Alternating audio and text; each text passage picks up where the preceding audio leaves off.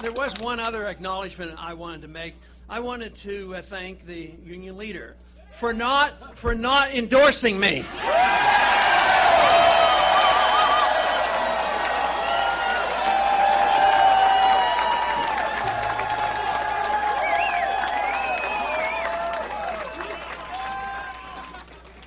Now, I called Governor Romney a short while ago before he gave his talk and congratulate him because he certainly had a clear-cut victory, but we're nibbling at his heels.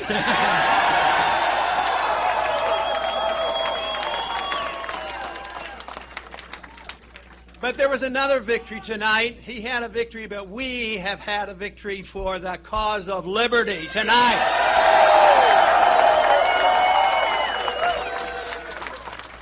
There is no doubt that this whole effort that we are involved in will not go unnoticed. Let me tell you. I think the intellectual revolution that's going on now to restore liberty in this country is well on its way, and there's no way they're going to stop the momentum that we have started.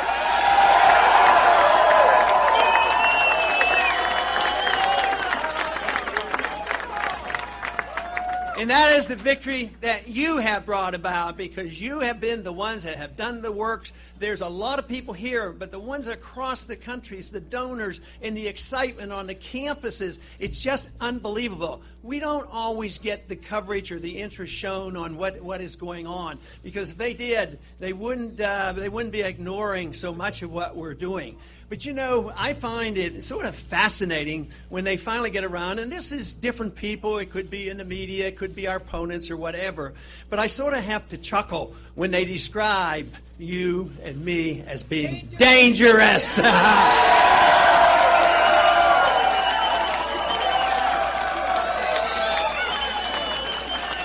That's one thing, they are telling the truth because we are dangerous to the status quo of this country.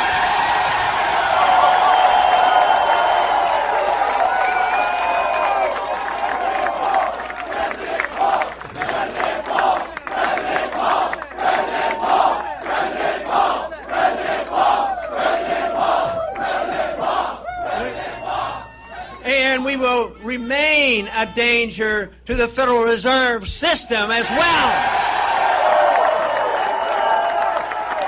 Yes.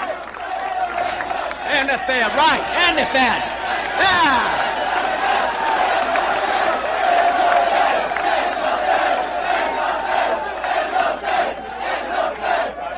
You know, in studying monetary history from the beginning of our country and even throughout all of history, monetary policy on periodic occasions will become the dominant issue. And we have emphasized that, and it has become an important issue. Just think, this is the first presidential campaign that the subject ever came up since the Federal Reserve was started. So we are now... Because of what is happening, it will remain a dominant issue. There's no way they're going to put it to bed because they have destroyed our money. It's worldwide. There's a financial crisis going on, and it's only sound money and personal liberty that can solve the crisis that we have today.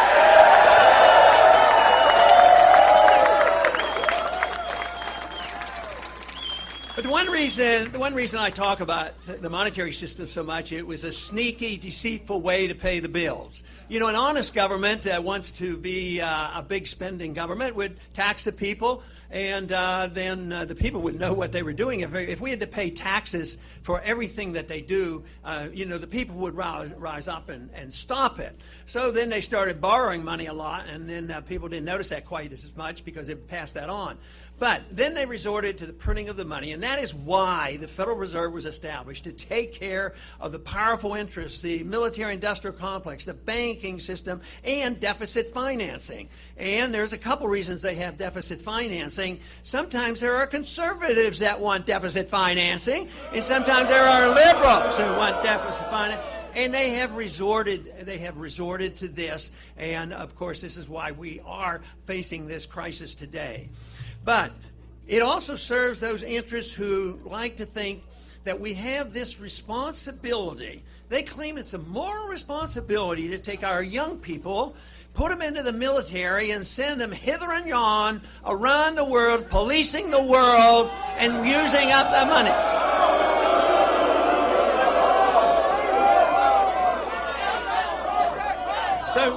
So just as we have been able to bring to the forefront that most important issue of funny money, fiat money, the paper money system, the Federal Reserve, we have brought to the forefront. Others have tokenly talked about it. They get in office and they do nothing about it.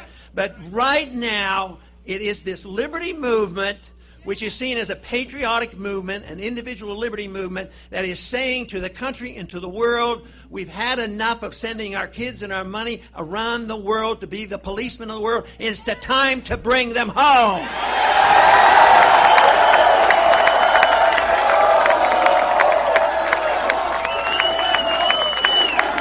Bring them home.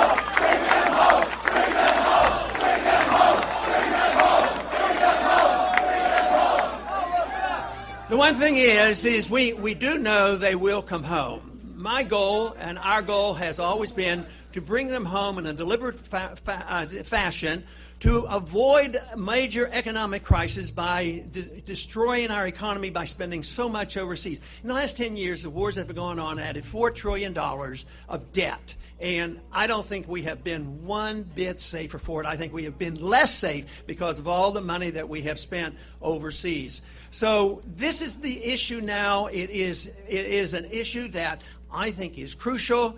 Jim mentioned in the introduction that, so often they say that if we tell people that we think we should spend less in the military, they say, oh, that means you want to cut defense. No, if you cut the military-industrial complex, you cut war profiteering, but you don't take one penny out of national defense.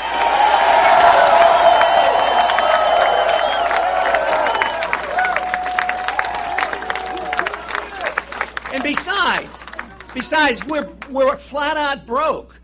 Fortunately, we did not have to fight the Soviets. The Soviets brought themselves down for economic reasons. Do you know that they were so foolish and thought themselves so bold that they could pursue their world empire that they invaded Afghanistan? But we will come home, but if we do it now, calmly and deliberately, we can save our economy here at home. Because there are a lot of people who are suffering here at home. You have to stop the inflation because that's what destroys the middle class, and that's what transfers the wealth from the poor and the middle class to the wealthy. And that is why the wealthy got their bailouts and the middle class shrunk and they lost their jobs and they lost their houses. So this is what we have to do. We have to cut the spending. This is why I have made a token suggestion. In the first year at office, we would cut at least $1 trillion from the budget.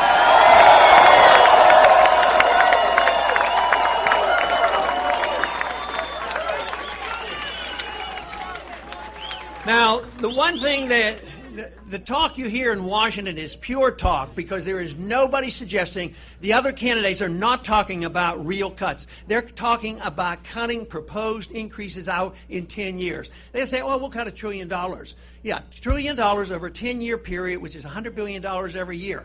Our national debt is going up in real terms $100 billion every month. And they claim that's cutting, and they're yelling and screaming, oh, we can't cut, we can't cut. We do have to cut. We have to live within our means if we want to be able to at least take care of the people who have been made to be so dependent on the government. I mean, we have to work our way out. I would say if we did this and cut this overseas spending, at least we might be able to allow the Social Security beneficiaries to get their checks and medical care be provided.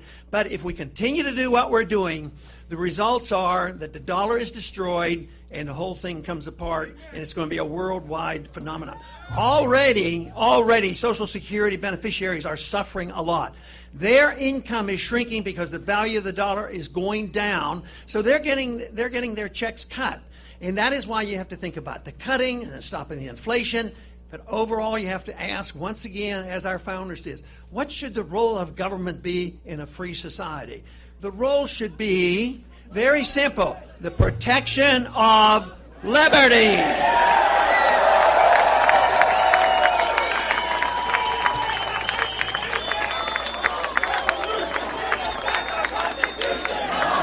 Revolution, we respect our Constitution.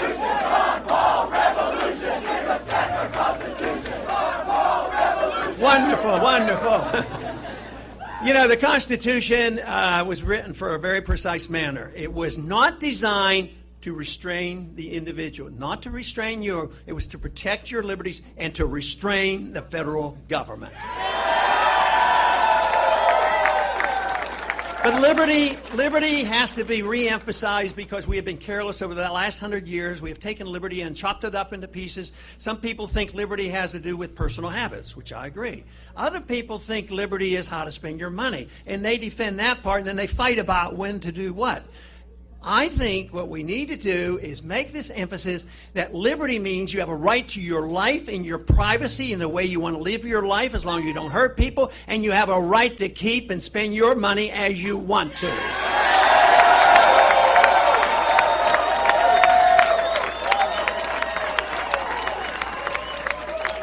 But freedom is a wonderful idea, and that's why I get so excited, but I really get excited when I see young people saying, it is a wonderful idea.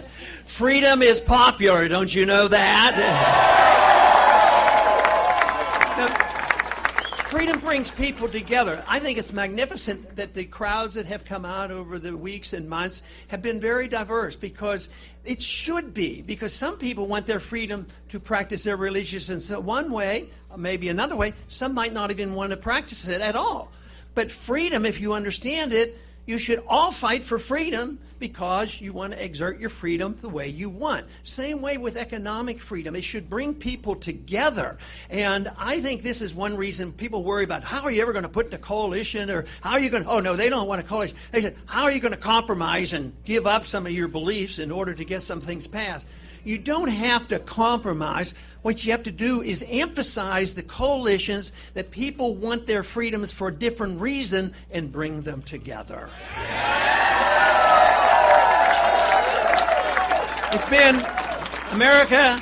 It's been the greatest country ever, the most prosperous country ever, the largest middle class ever. It's not that way today. Our middle class is shrinking. The country is getting poorer. The wealth as apparent is based on debt. The few who really hold the wealth, it's maldistribution because it shifts over due to the regulations, the control of government. We have had too many people too long in the last 100 years thinking that it was beneficial more to have high-paid lobbyists to get and to find out what they can get from the government, rather than us petitioning our government in a proper manner, to petitioning our government and demanding our freedoms back again.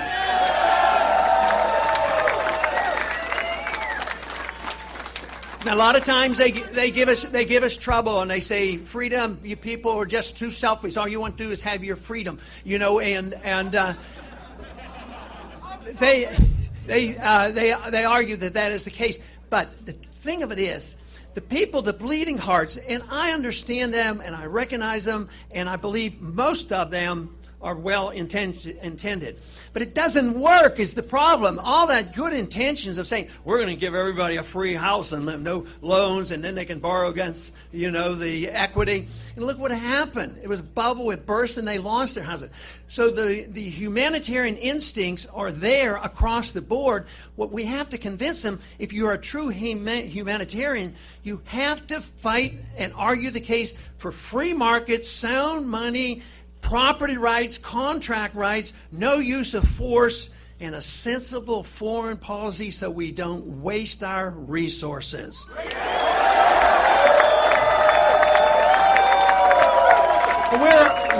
We're well on our way. We're well on our way. People have asked me, what did I expect 5-10 years ago? I had no idea. I always assumed that the best I could do is set a record. I didn't know you were out there.